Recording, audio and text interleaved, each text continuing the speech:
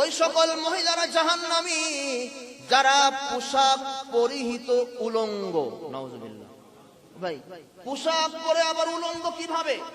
এই হাদিসের ব্যাখ্যার ভিতরে পাওয়া যায় পোশাক পরিহিত উলঙ্গ বলে নবীজি দুই শ্রেণীর নারীদেরকে বুঝিয়েছেন।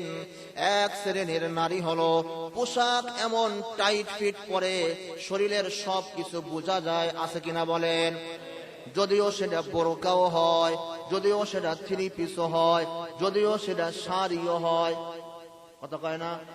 আরে শাড়ি তো এটা মুসলমানদের পোশাক না, হিন্দুদের পোশাক। আমাদের পুরো বডি ঢাকতে 5 গজ কাপড়ই ওকে। কথা কন, কয় গজ লাগে?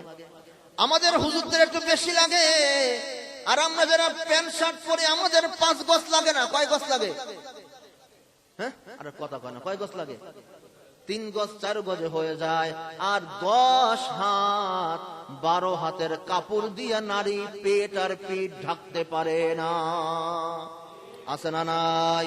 আমার নবীজি বলেন উলঙ্গ পরিহিত পোশাক হলো পোশাক এমন টাইট ফিট পোশাক পরে শরীরের অঙ্গ প্রত্যঙ্গ সব দেখা যায়। বর্তমান জামানার ভিতরে আধুনিক বোরকা, আছে না নাই? এমন টাইট ফিট বোরকা, বোরকা পরার থেকে না পরা আলো ভালো ছিল, আছে না নাই? আরে আরো কপাল পুরার দল উমরার ভিতরে গিয়ে, মক্কা মদিনার ভিতরে গিয়ে এই সমস্ত উলঙ্গ পোশাক পরে আবার তওয়াফ করে।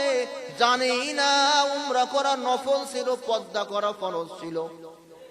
মনে বলেন, যদি কোনো মহিলা হজ না করে 1টা গুনাহ, আর যদি কোনো মহিলা পর্দা না করে 1000 গুনাহ।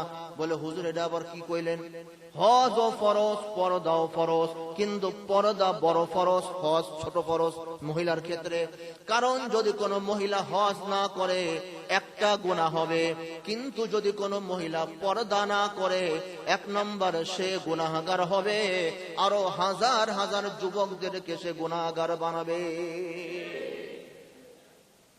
তো নবীজি বলেছেন পোশাক পরিহিত উলঙ্গ কিয়ামতের ময়দানে সে জাহান্নামে যাবে।